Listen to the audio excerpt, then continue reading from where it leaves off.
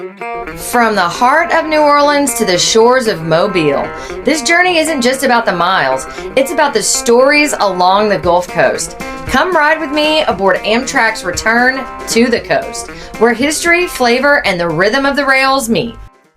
Opened in 1954, the New Orleans Union Passenger Terminal was designed to consolidate the city's passenger rail services. It was part of a broader post-war modernization to show that New Orleans was a forward-looking city. And the Metro modern design was intended to elevate the image of train travel in an era where air travel was becoming more prevalent. And those gorgeous murals you just saw were created by a prominent Louisiana-based artist named Conrad Albrizio. He was known for his large-scale frescoes and murals depicting Louisiana history and culture. The work here in Union Station Terminal in New Orleans consists of 4 panels showing different eras of Louisiana history, from exploration and colonization to modern life in 1954. I decided to try business class on this trip to compare it with coach. And if you'd like to see the coach seating and learn a little bit more about the Sunset Limited, check out my previous video, and I'll leave a link in the comment section. So, it's very exciting. I am on the new Mardi Gras route, and I decided instead of breakfast, I'm going to have lunch because I wanted to try the muffalata.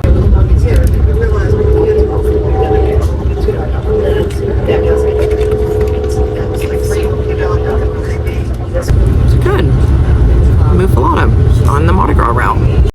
So let's talk about the difference between coach and business class. First of all, the seats in business are bigger and they are in a separate part of the train. Think lounger type seating with more privacy. Your business class ticket, which cost me $114 for one way, includes drinks, not adult beverages, but coffee, tea, water, and sodas. And also you get priority boarding. If you're wondering how this compares to coach, a coach ticket would run you about $88 and does not include any amenities. Keep in mind that price can vary per day. And the easiest way to check prices is to download the Amtrak app and do some searches on days you're thinking of traveling. I will say, coach is comfortable, but if you're looking for a more quiet ride, business class would definitely be your choice. Now here's another cool aspect about the Mardi Gras route. It leaves twice a day from New Orleans and Mobile, Alabama. And what that means is if you're just looking to spend the day in Mobile, you can, or vice versa. And the Mardi Gras train route also makes more than just the end stop in Mobile, Alabama. There's Pascagoula, Mississippi, Biloxi, Gulfport, and Bay St. Louis. In theory, you could spend a week traveling the Mardi Gras route and end up spending time in all the cool Gulf cities along the way. Let's talk about the New Orleans Amtrak station a little bit more. It's a hub that connects the South to the rest of the country. New Orleans to New York, New Orleans to Chicago, New Orleans to Los Angeles, and now New Orleans to Mobile, Alabama on the Mardi Gras route. If you live in the South and would love to connect to the rest of the country, New Orleans is going to be your stop. And just to let you know, if you head into New Orleans to connect to another train, plan on spending the night. Most of the incoming trains don't mesh with the schedules of outgoing trains on the same day. I did include in my last video a very posh place to stay close to the station, and it was comfy, reasonably priced, and a little bougie, which I like. Again, the link is in the comments. And let me add here, if you love travel and history, make sure to hit the subscribe button. Let's do a little overview of the Mardi Gras route before hitting some history. It's approximately 145 miles between New Orleans and Mobile, and the travel time on the train is around 3 hours and 45 minutes. It's interesting to note that the route is owned by CSX Transportation, which is a freight railroad company, and Amtrak and Norfolk Southern Railway, which is another major freight railroad. And how does this work, you might ask? Well, small segments of the route are owned by CSX and Norfolk, which Amtrak uses under agreement, meaning Amtrak's passenger trains travel over track owned by CSX or Norfolk. Let's dig into some details of the history of the Mardi Gras route. This isn't the first passenger train to connect these cities. There have been a few. Let's start with the Gulf Coast Limited. In the early 1980s, the Gulf Coast Limited was the first train to run the entire route from New Orleans to Mobile. Before the Gulf Coast Limited, the route was served by several different passenger lines: the Louisville and Nashville, the Gulf Wind, the Pan American, and the Crescent and the Piedmont Limited. But the train had a very short first run, and it only ran from 1984 to 1985, and then it picked up again in 1996. But alas, it only ran until 1997. There was also the Sunset Limited, which used to connect the Gulf Coast cities, running from 1993 to 2005.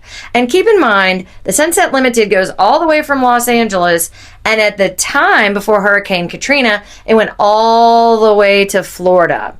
Hurricane Katrina, however, led to the suspension of the Sunset Limited, traveling any further east beyond New Orleans.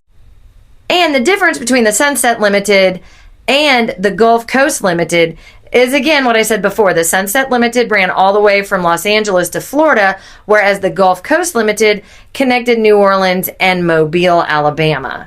Now, Hurricane Katrina devastated miles of track and numerous bridges, along with locomotives and rail cars being submerged. And although freight liners were up and running pretty quickly, it took a minute to get Amtrak back. And this brings us full circle back to the Mardi Gras route.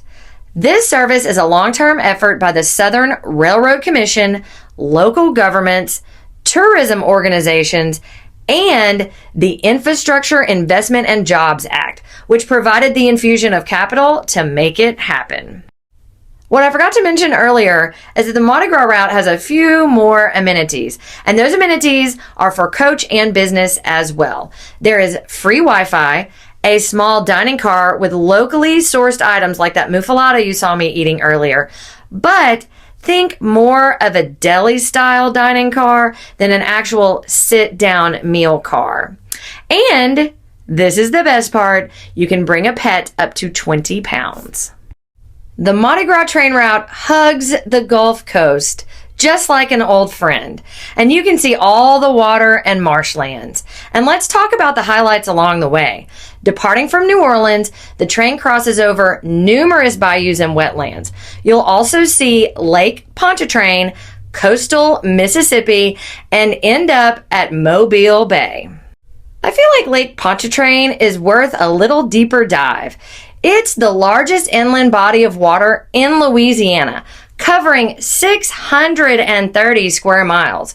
And it's known for the Lake Pontchartrain Causeway, which is an impressive 23 miles long. At 40 miles long and 24 miles wide, and even though it's called a lake, it's not really. It's brackish water, meaning a mix of fresh and salt water, and it is connected to the Gulf by a narrow passage. Lake Pontchartrain is a natural estuary with diverse ecosystems like marshes and seagrass beds that filter pollutants and provide critical breeding grounds for many fish and other wildlife species. I'll get back to Lake Pontchartrain in just a bit. Take a look at that historic train station undergoing an extensive remodel.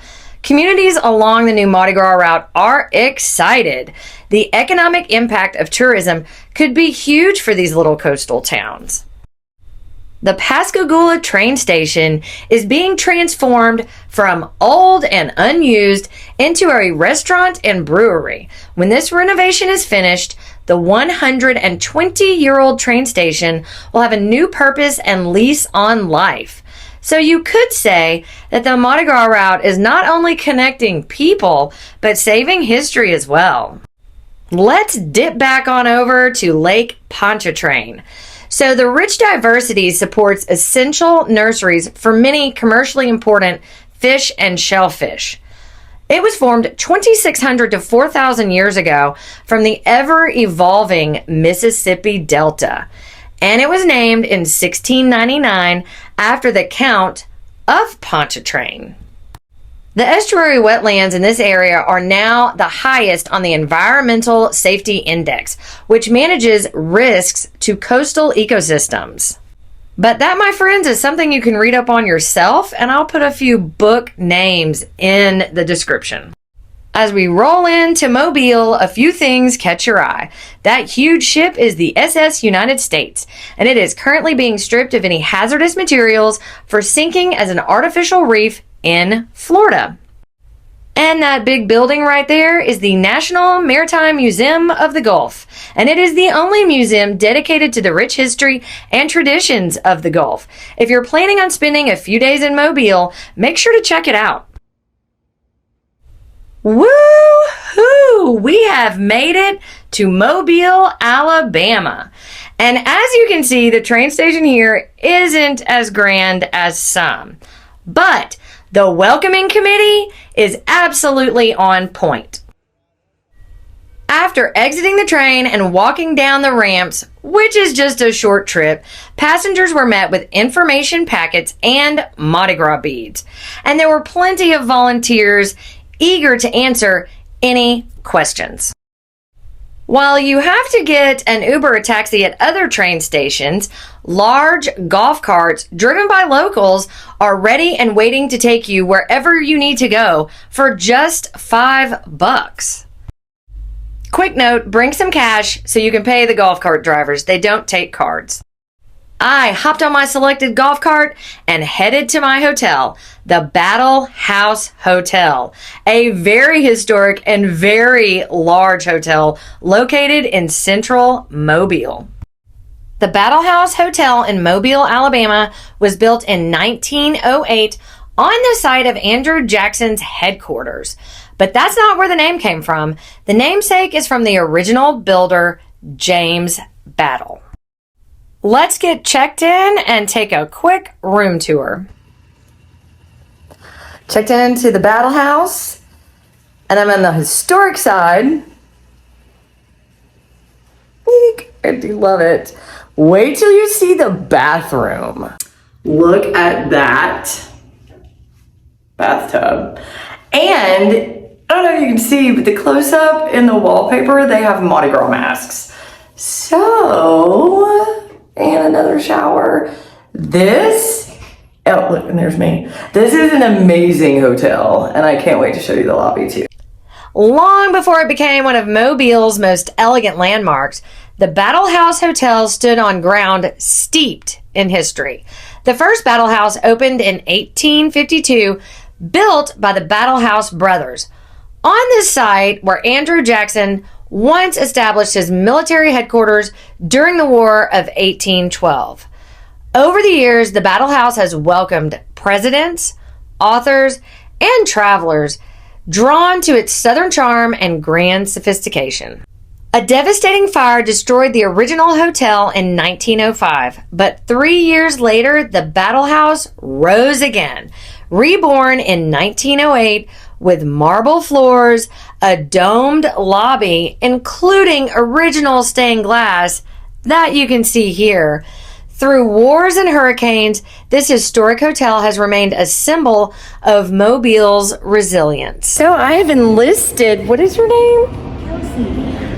I've enlisted Kelsey, and we are in the Whispering Arch. Architectural anomaly. Oh my God, I heard it perfectly. Okay, say something else. This hotel was built in 1952, 1852. I'm losing my mind. And this was used as a lover's arch at one point because, unmarried men and unmarried women can't talk to each other in broad daylight in the 1800s.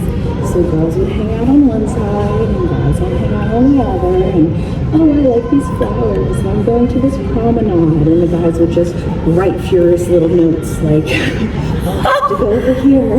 I love this. Y'all can hear her perfectly. This is the coolest thing. Okay, so I'm gonna show y'all some other things. So I'm about to flip the camera around, but we're gonna talk about why this is called a Whispering Arch in just a second.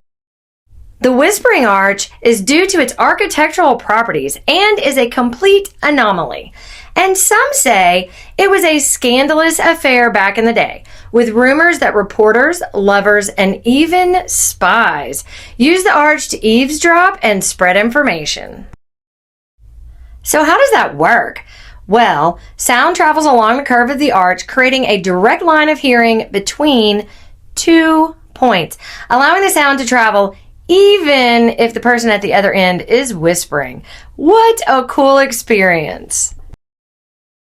Let's take a tour of the hotel and see all she has to offer. I can tell you that there is a full-service spa, a rooftop pool with a hot tub, tennis courts, and a fitness center. It's a little bit of a walk, but well worth it. So we're on a side quest. We're going to go to the 5th floor to go to the spa. Let's go.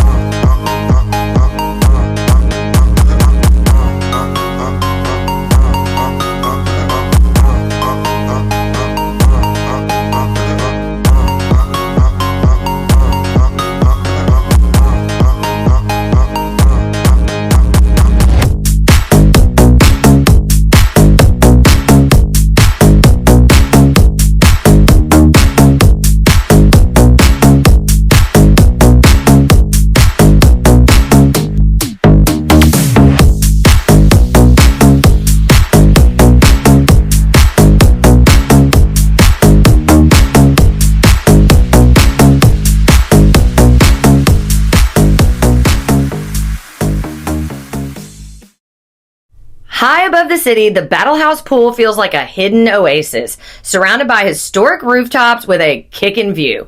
It's the perfect place to relax and unwind after spending some time exploring Mobile. And a few steps away are the tennis courts, and what a view for those tennis fans. Mobile, Alabama is just as rich in history as you would think. Founded over 300 years ago, it's one of the oldest cities on the Gulf Coast. It's shaped by French, Spanish, and Creole influences. That blend comes alive in its food scene as well. You'll find everything from seafood to sushi, and everything in between. On a side note, but not really, I'm going to add here, which it pains me to say since I was born in New Orleans, Mobile is the home of Mardi Gras. Yes, it's true.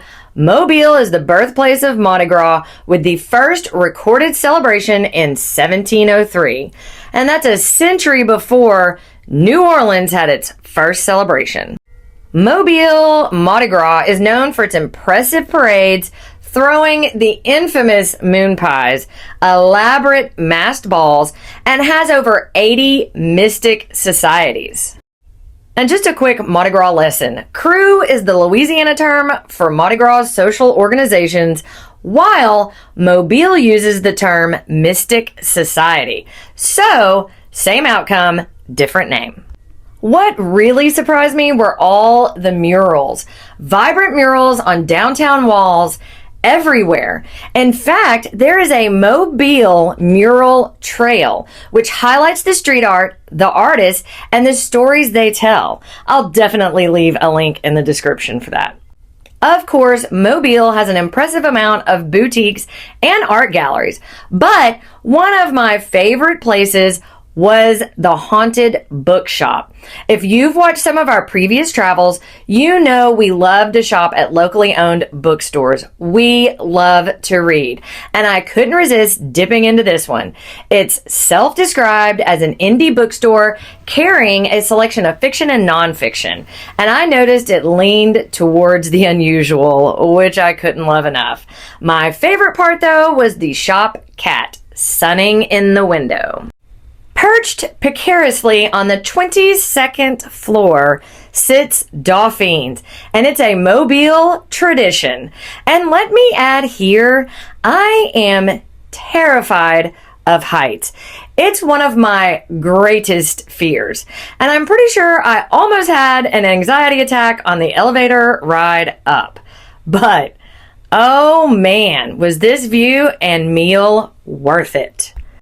The food was delicious, the service stellar, and my favorite part was the hibiscus butter for the bread. Also, quick addition, if you are sensitive to heights, as I am, take note, you can feel the building sway. I thought I was imagining it, but the waitress verified that she could also feel it when she first started. Where are we? Let's go crazy downtown Mobile. And we can have alcohol in the ice cream. Wait, you have flights of ice cream? Ooh, okay. I just wanted to check. What are your wishes come true? That is a flight with alcohol in it. Peach cobbler. Chocolate covered strawberry, blueberry muffin, dreamsicle. We're gonna taste it. The peach cobbler. It was hard. First vibe, it tastes great. Can't really taste the alcohol. Chocolate covered strawberry.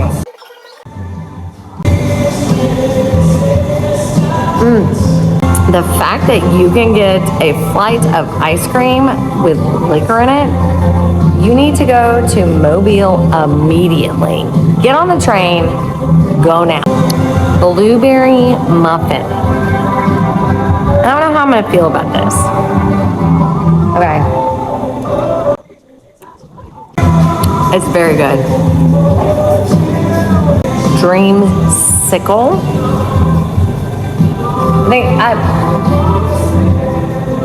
I'm thinking this is going to be my favorite. Okay, let's see.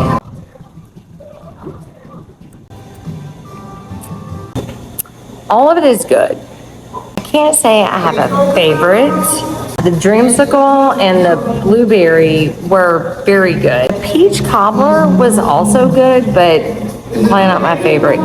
The Buzzed Bull's flight of ice cream was super fun and the perfect dessert after a long day of exploring and walking. Mobile is filled with history, charm, and a vibrant street scene, and this is a trip I won't forget anytime soon. But the adventure doesn't stop here. Join me next week in New Orleans where I'll be checking into another iconic historic hotel, visiting the Vampire Cafe, and going on a side quest to find a secret speakeasy.